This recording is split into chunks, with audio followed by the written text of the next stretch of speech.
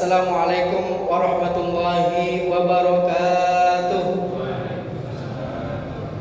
Alhamdulillahirabbil alamin wa bihi nasta'in ala umuri dunya waddin wassalatu wassalamu ala asyrafil anbiya'i wal mursalin sayyidina wa habibina wa syafi'ina wa maulana Muhammadin wa ala alihi wa ashabihi ajma'in. Allahumma salli wa sallim wa barik ala sayyidina Muhammadin al-fatih lima uliq wal khatim lima sabaq wan nasil haqq bil haqq wal hadi ila siratikal mustaqim sallallahu alaihi wa alihi wa ashabihi haqqa qadarihi wa miqdaril azim. Amma ba'du. Puji syukur alhamdulillah, pada kesempatan ini kita terpilih oleh Allah Subhanahu wa taala untuk i'tikaf di masjid yang kita cintai ini, yang mana jamaah yang dirahmati Allah Subhanahu wa taala, waktu antara maghrib dengan isya ini adalah waktu yang sempit dan sangat mustajab. Jadi banyak orang terlena di antara waktu tersebut karena memang semuanya ngenakin. Maka ada fadilah yang sangat luar biasa, yaitu ada ibadah yang namanya sholat awabin. Sholat awabin bisa dilakukan 2 rakaat, 4 rakaat, kan gitu. Itu adalah sholat yang sangat luar biasa, yang mana pahalanya itu 12 tahun kita tahajud yang mulai malamnya, dan 12 tahun siangnya kita puasa. Nah, di samping itu jamaah yang dirahmati Allah Subhanahu wa taala, orang yang menghidupkan antara maghrib dengan isya'nya i'tikaf di masjid, ini juga fadilahnya sangat luar biasa. Maka alhamdulillah kita terpilih oleh Allah untuk bisa i'tikaf di masjid ini.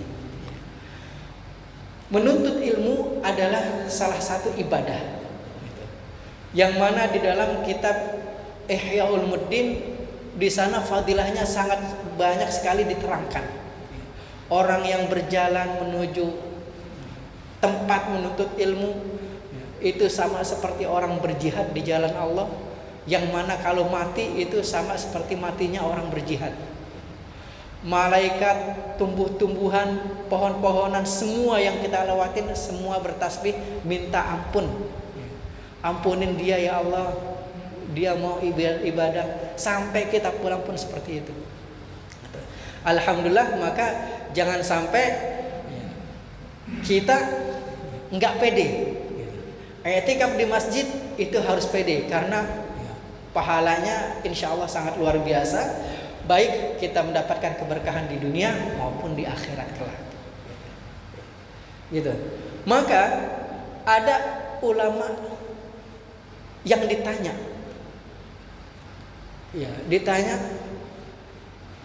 apa yang harus saya lakukan? Saya ini puasa, habis maghrib biasanya saya makan. Nah, bisa nggak? Pokoknya selain Senin Kemis, ya saya i'tikaf di masjid, sholat sunnah awabin, zikir, tahlil, tadarus, gitu. I'tikaf. Tapi kalau misalnya waktunya puasa, saya nggak i'tikaf, saya makan di rumah. Ketika ditanya seperti ini, apa yang dijawab? Kalau bisa dua-duanya, puasa juga, melaksanakan ibadah, sholat awabin, i'tikaf di masjid juga. Nggak bisa dua-duanya, kan mau makan, puasa gitu. Kalau misalnya kamu nggak bisa melaksanakan dua-duanya, puasa juga dan juga sholat awabin juga, maka kamu jangan puasa. Nggak boleh puasa, nggak boleh puasa. Kalau bisa laksanain dua-duanya, puasa siang hari, i'tikaf, sholat awabin, zikir antara maghrib dengan isya, kerjain. Kalau misalnya nggak bisa dua-duanya, jangan puasa, kerjain ibadah antara maghrib dengan isya di masjid. Kenapa? Karena dahsyatnya yang sangat luar biasa. Ketika kita melaksanakan sholat sunnah awabin, itu pahalanya 12 tahun tahajud gak berhenti-berhenti. Kita sekali dua kali bolong, kan gitu. Puasa 12 tahun berturut-turut. Itu kalau misalnya kita laksanakan 10 hari, udah bisa dihitung. Sebulan, 2 bulan kita laksanain itu terus rutin untuk melaksanakan i'tikaf dan memuliakan waktu antara maghrib dengan isya dengan i'tikaf ibadah di masjid. Ini insya Allah kita akan mendapatkan keberkahannya. Amin ya rabbal alamin. Maka untuk itu memang godaannya banyak. Kerjaan nggak ada padahal. Tapi enaknya ngopi, ngobrol kan gitu. Sambil ngomongin yang lagi viral-viral. Kan gitu. Jamaah yang dirahmati Allah Subhanahu wa taala, kita lanjutkan pembahasan kita masih di halaman 27 baris ke-10 dari atas. Wa huwar rauful ladzi biyadihi taisiru kulli asir. Allah mempunyai sifat rauf. Kemarin juga udah pernah kita bahas, yang mana ini adalah salah satu asmaul husnanya. Rauf ini lebih lembut lagi dari Rahman Rahim. Allah yang Maha Pengasih dan Penyayang, kan gitu. Nah, ini Ar-Rauf. Ini kalau misalnya bahasa Jawanya itu welas kasih kan gitu. Ya, welas asih. Ya. Nah, di sini kita artikan Allah itu Maha berbelas kasih kepada hambanya. Maka di sini dikatakan wa huwa rauful ladzi biyadihi taisiru kulli asir. Allah adalah zat yang Maha berbelas kasih. Zat yang di tangannya semuanya kemudahan di antara kesulitan.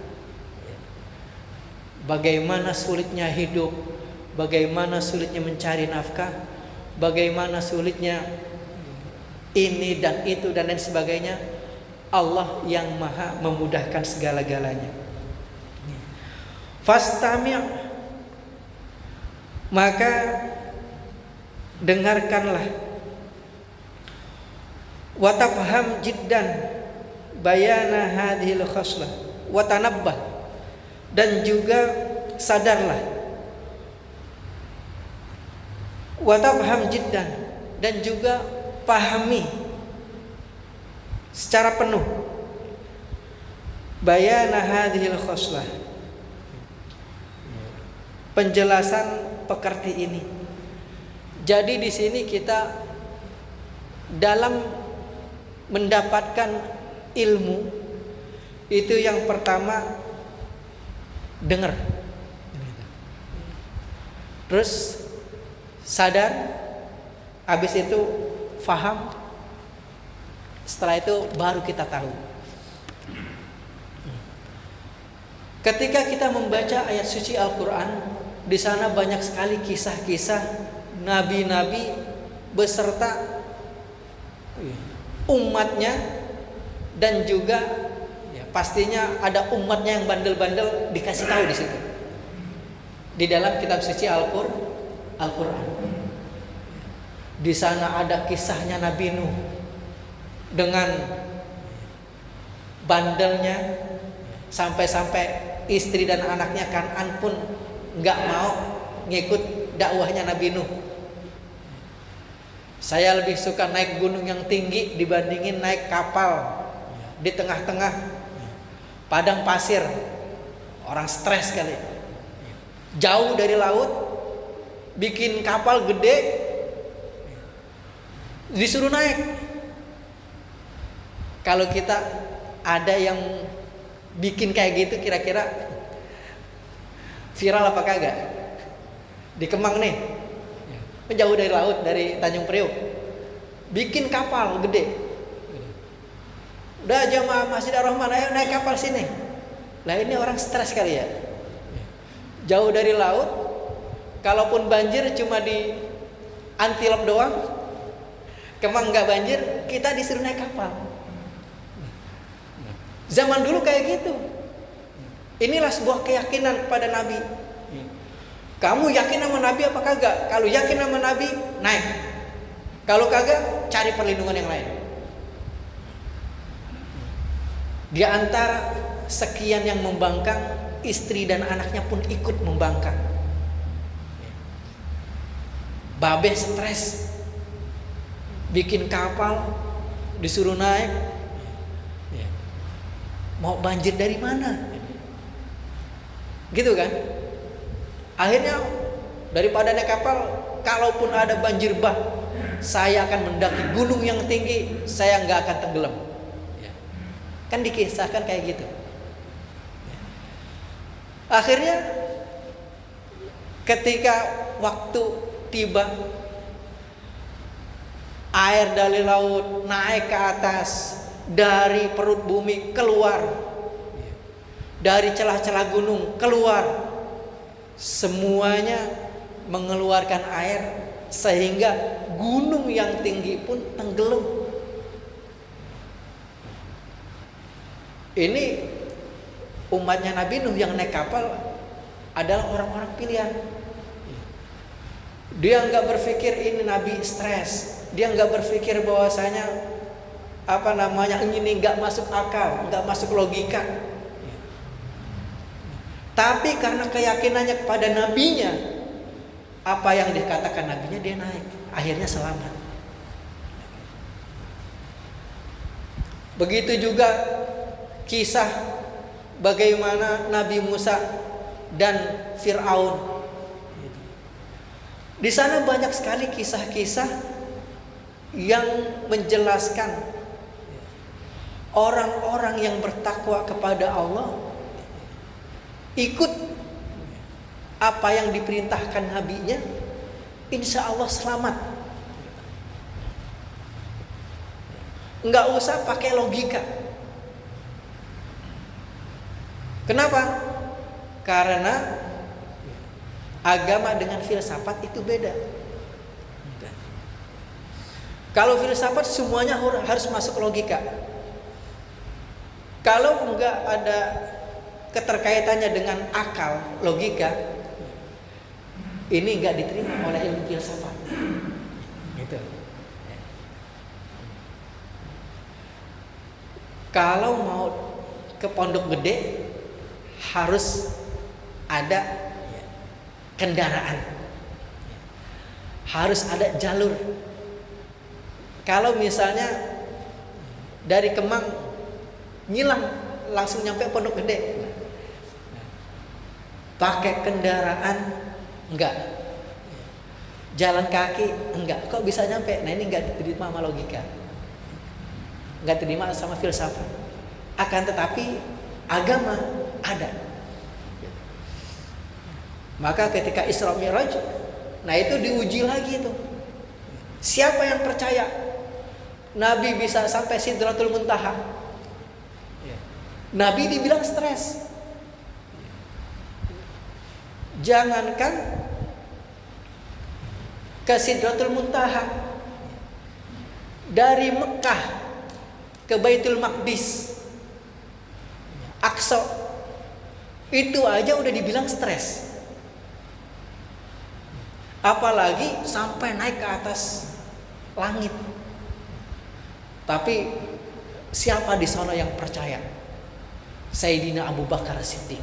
Maka dikatakan As-Siddiq, yang terpercaya, dipercaya, karena memang dia satu-satunya orang yang pertama kali percaya kalau Nabi itu Isra Mi'raj dari Mekah ke Baitul Maqdis langsung ke Sidratul Muntaha. Saya percaya Rasul. Apa yang kamu katakan semuanya saya percaya. Nah, itu orang pilihan. Coba kalau kita begitu, kalau kita nih hidup pada waktu itu, kira-kira orang yang mencemooh atau kita yang membenarkan? Maka Di sana banyak sekali kisah-kisah di dalam kitab suci Al-Quran. Kita baca tuh, kita dengerin. Tapi terkadang yang namanya manusia hanya sekedar denger, ini ada yang gak puas. Denger doang beritanya, tapi belum menyaksiin, masih gak percaya. Ada pasar malam. Di mana? Di sono, rame. Gitu. Gak percaya, jalan. Gitu. Untuk ngebuktiin, survei. Kalau ada informasi seperti itu, ada orang yang memang, wah ada pasar malam, ada, oh udah saya percaya, udah cukup di situ. Akhirnya ya udah mau kesana nggak usah, saya di rumah aja tadarus, saya di rumah aja ngerjain yang lain gitu. Tapi percaya dia ada pasar malam di sono, kan gitu. Tapi ada juga tipe orang yang penasaran. Ada yang di sini gini. Coba survei ke sana. Akhirnya dia sadar, di sana ada kesadaran. Oh, di sana ada pasar malam. Ya udah ke sana. Ke sana ngelihat, wah, yang benar-benar nih ada pasar malam, enggak hoak gitu. Sadar dia tahu. Udah. Tapi ada lagi tipe orang kalau enggak belanja itu gak puas. Harus paham benar-benar apa yang dijual di sono. Harganya lebih murah apa lebih mahal dari pondok. Survei tanya, ini harganya berapa? Dibandingin sama di online. Oh, murahan ini. Biar lebih detail lagi. Oh, pasar malam di sono lebih mahal. Harganya segini. Ini meningkat lagi dia jadi paham. Nah, setelah itu apa? Baru tahu. Oh, kesimpulannya memang benar ada pasar malam di sono, tapi harga-harganya lebih murah di online. Oh, ada pasar malam di sono, permainan anak-anaknya ini itu dan lain sebagainya, tapi harganya mahal. Kita terkadang untuk menyikapi masalah, apakah cukup mendengar, udah kita langsung kembali pada Allah, taubat, beribadah pada Allah, ataukah kita perlu disadarin oleh Allah sehingga kita paham dan kita ngerti, tahu. Ini adalah perjalanan hidup. Maka tinggal nunggu waktunya aja. Terkadang guru kita udah ngejelasin, yang ini baik laksanain, yang ini nggak baik tinggalin, yang ini masih samar-samar, mudaratnya lebih banyak, nggak usah. Dari taklim yang ada, ceramah-ceramah yang disampaikan guru kita sebenarnya udah tahu, udah dengar. Apakah setelah kita mendengar itu kita langsung kembali kepada Allah Subhanahu wa taala untuk meningkatkan ketakwaan dan ibadah? Apakah harus disadarin lagi dengan musibah-musibah? Ini orang kalau misalnya nggak dikasih musibah dia nggak tahan ini. Kasih sentil dikit, kasih sentil dikit yang ini sakit, kasih lagi masalah ini, masalah itu, nggak sadar juga, nggak paham juga, kasih musibah yang beratan lagi, agar supaya ini hamba kembali pada Allah, bahwasanya apa yang kamu lakukan ini salah, kamu balik kepada Allah, minta pertolongan sama Allah, Allah yang Maha Rauf, Allah yang Maha belas kasih. Nah, jamaah yang dirahmati Allah Subhanahu wa taala, maka zaman sekarang ini memang sangat dahsyat sekali. Dari ujiannya, dari fitnahnya, dari semua-muanya. Maka perlu kiranya kita bijak dalam mengambil informasi. Satu contoh misalnya, kalau misalnya ada informasi, wah saya sakit, dah kalau di grup kan, dah semoga cepat sembuh, biasa aja data. Sakit, terus ada yang misalnya lahiran, udah nggak terlalu viral-viral banget. Tapi kalau misalnya masalah aib, gitu. Tapi kalau masalah cacatnya orang, itu viralnya sangat luar biasa. Wah, apa benar? Benar nggak tuh? Kenapa? Ini dan lain sebagainya. Maka hal ini jamaah yang dirahmati Allah Subhanahu Wa Taala, kita sebagai orang yang ditanamkan akidah oleh guru-guru kita, perlu bijak dalam bersikap. Ketika hal ini enggak menguntungkan kita, bikin pusing, lebih baik kita ibadah. Ini orientasinya ngomongin orang, enggak baik, mendingan wirid. Ini arah-arahnya ini pasti melalaikan target zikir saya nih, salawatan saya nih. Lebih baik tinggalin. Maka kalau kita enggak pinter-pinter memaksimalkan waktu, habis waktu kita sehari 2 hari untuk nonton di depan TV, untuk nyantai dengan handphone tanpa menambah kualitas ibadah kita. Sayang apa enggak? Sayang banget. Mendingan iktikaf di masjid maghrib sampai isya udah awabin 12 tahun daripada kita ngomong yang enggak. Maka jamaah yang dirahmati Allah Subhanahu Wa Taala, ketika ada informasi orang sakit, tanggapannya biasa. Ketika ada informasi orang meninggal, tanggapannya biasa. Dari sekian banyak grup yang kita ikut, gitu kan? Yang datang ke rumah mungkin nggak ada. Ada pun 1-2 kan misalnya kan gitu. Tapi coba kalau misalnya aib, gitu kan? Ada hal-hal yang viral dan lain sebagainya. Itu semuanya pada nanyain, semuanya pada datang. Nah, itulah. Maka di sana ada yang dinamakan hal yang mencerminkan diri kita itu apa. Nah, kita lanjutkan di sini jamaah yang dirahmati Allah Subhanahu Wa Taala. Wa tafham jiddan bayana hadhil khoslah hatta ta'lamaha.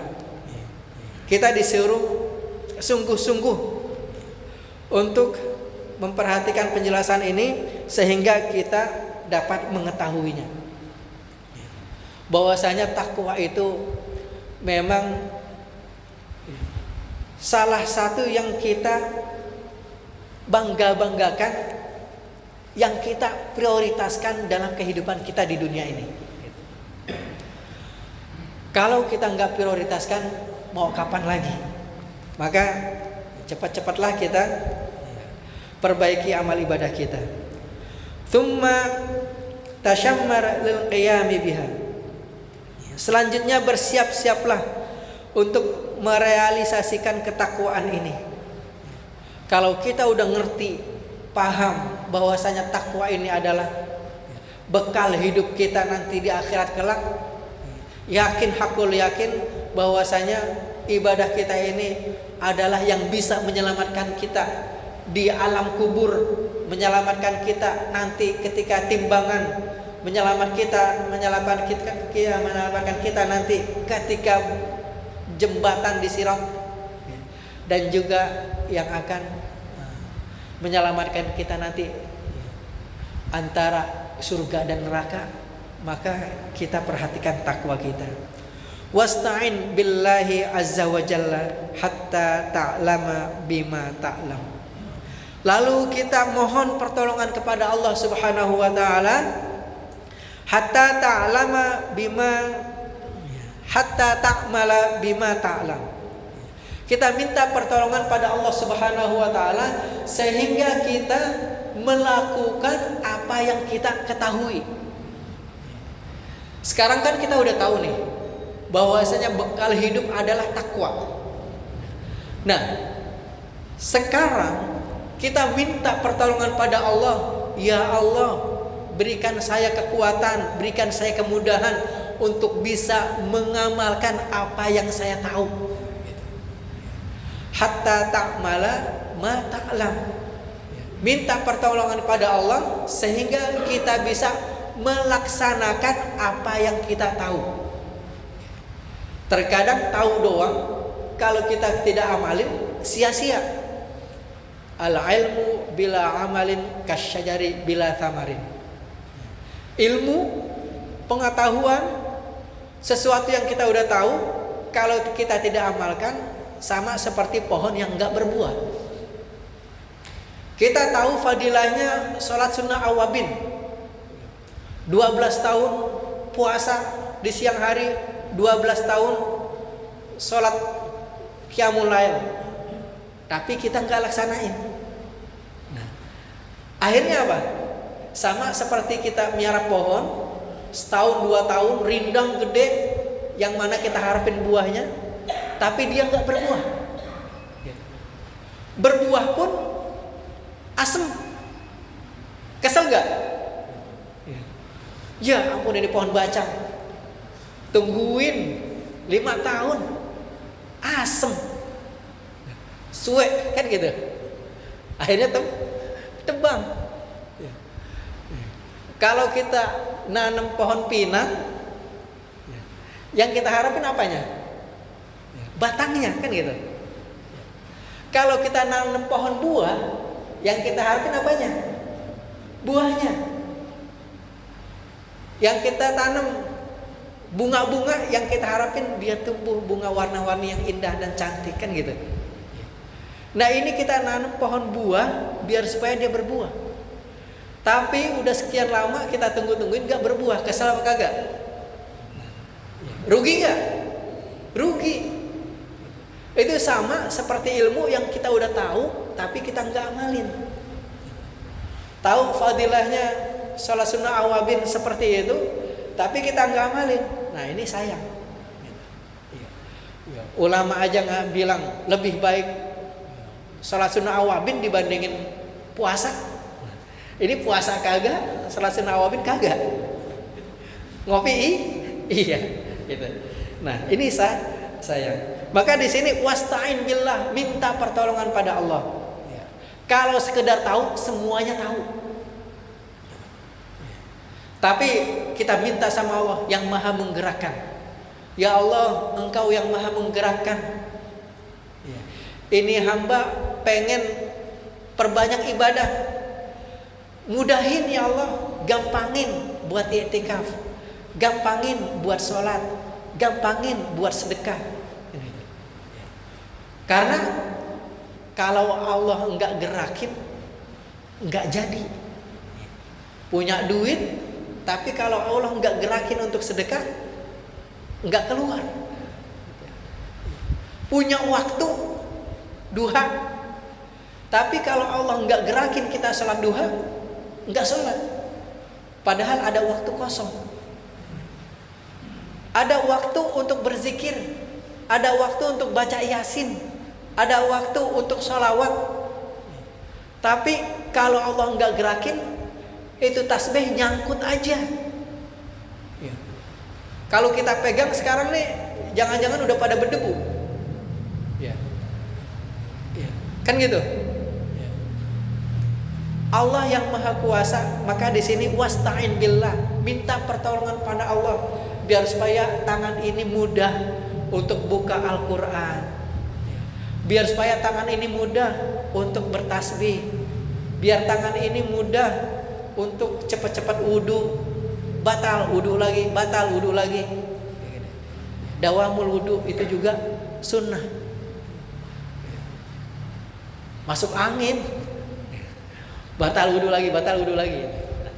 Maka jamaah yang dirahmati Allah Subhanahu wa taala, kita minta pertolongan pada Allah agar supaya Allah bisa gerakin ini hati, Allah bisa gerakin ini anggota tubuh untuk beribadah. Karena udah tahu. Tapi kalau misalnya kita nggak laksanain, ini sayang, sia-sia. Maka di sini dikatakan, ya, hatta ta'mala bima ta'lam, fa inna sya'na kullahu fi dzalika. Karena sesungguhnya semua kepentingan seluruhnya ada di dalam takwa itu. Jadi terus nantiasa kita panjatkan doa, kita minta pada Allah biar supaya tetap istiqomah. Kita panjatkan doa biar supaya Allah tetap berikan kita kemudahan, kelancaran dalam melaksanakan ibadah. Allah yang gerakin semuanya. Insya Allah Allah akan memberikan keberkahan bagi kita semua. Jamaah yang dirahmati Allah Subhanahu wa taala, kita lanjutkan di sini. Tsumma tashammar lil qiyam biha. Selanjutnya bersiap-siaplah untuk merealisasikan takwa ini. Ini udah. Wallahul waliyut taufiq wal hidayah bi fadlihi. Dan hanya Allah lah yang maha kuasa. Allah sang penguasa memberikan pertolongan. Waliyut taufik, memberikan pertolongan, petunjuk, hidayah bifadlihi, dengan anugerahnya. Allah adalah yang maha kuasa memberikan pertolongan dan juga taufik dan juga hidayah dengan karunia-Nya, dengan anugerahnya. Kalau Allah enggak memberikan kita taufik, Allah enggak memberikan kita petunjuk, agak sulit ini hati untuk bisa beribadah. Padahal kanan, kiri, depan, belakang itu sudah ngasih sinyal, cepat-cepat balik pada Allah. Tuh lihat temen waktu dulu di sekolah udah pada mati, sekarang ente masih hidup, manfaatin untuk ibadah. Tuh lihat temen yang dulu di kampung udah pada stroke, nah sekarang ente masih punya kesehatan lahir batin, manfaatin untuk ibadah. Gitu. Jadi semuanya sudah memberikan sinyal-sinyal agar kita kembali pada Allah. Dari teman, saudara, sahabat, orang terdekat, gitu kan? Jamaah sendiri, jamaah kita, udah berapa kali kita nyolatin sholat jenazah di sini? Puluhan, ratusan. Kalau kita nggak ingat mati, kebangetan. Diumumkan kepada jamaah Masjid Ar-Rahman untuk hadir ke masjid, kita akan melaksanakan sholat jenazah. Datang, tahlilan, datang,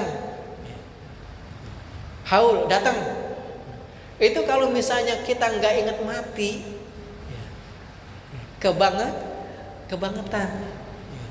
Semuanya adalah sinyal-sinyal agar supaya kita bisa mempersiapkan diri dengan sebaik mungkin menghadap Allah Subhanahu wa ta'ala. Yang namanya umur, kita nggak ada yang tahu siapa yang duluan, siapa yang lebih cepat lagi. Maka harus kita persiapkan secara maksimal. Maka jamaah yang dirahmati Allah Subhanahu wa ta'ala, untuk melaksanakan sesuatu itu pastinya ada guru yang membimbing, yang mengarahkan, sehingga taklim ini adalah hal yang tepat, sehingga kita bisa mencas diri lagi, bisa memperbaiki diri lagi, dan juga pastinya kita bisa lebih semangat lagi dalam melaksanakan amal ibadah kita. Untuk itu mari sama-sama kita membaca surah Al-Fatihah. Semoga Allah Subhanahu wa taala memudahkan segala urusan kita. Allah menjauhkan kita dari semua fitnah, baik fitnah yang besar maupun yang kecil, dan juga fitnah Masih Dajjal. Dan juga Allah senantiasa berikan kekuatan lahir batin bagi kita semua untuk maksimal melaksanakan ibadah. Dan kita doakan juga semua orang tua kita yang telah meninggal dunia, semoga Allah mengampuni dosa-dosanya, Allah luaskan kuburnya, Allah terangi kuburnya, Allah berikan nikmat kubur, dan Allah masukkan ke dalam surganya. Dan kita sebagai anak, sebagai jamaah, sebagai teman, sebagai saudara di sini bisa menjadi muslim yang terbaik yang senantiasa mendoakannya. Kita meninggal dalam husnul khotimah, dan juga anak-anak kita menjadi anak-anak yang soleh dan solehah. Al-Fatihah. A'udzubillahi minasyaitonir rajim. Bismillahirrahmanirrahim. Alhamdulillahirabbil alamin arrahmanir rahim maliki yaumiddin. Iyyaka na'budu wa iyyaka nasta'in. Ihdinas siratal mustaqim. Siratal ladzina an'amta 'alaihim ghairil maghdubi 'alaihim waladdallin. Amin. Syukran. Wassalamualaikum warahmatullahi wabarakatuh.